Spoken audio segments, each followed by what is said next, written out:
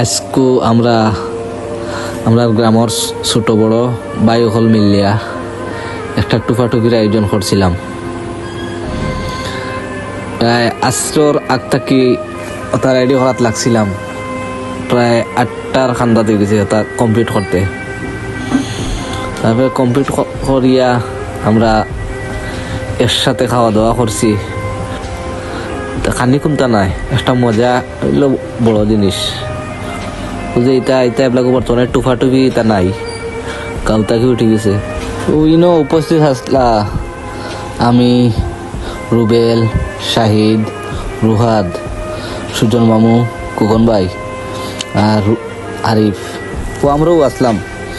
তো একসাথে মিললে একটা টুপাটুপি আয়োজন করলাম। সুন্দরও লাগছে।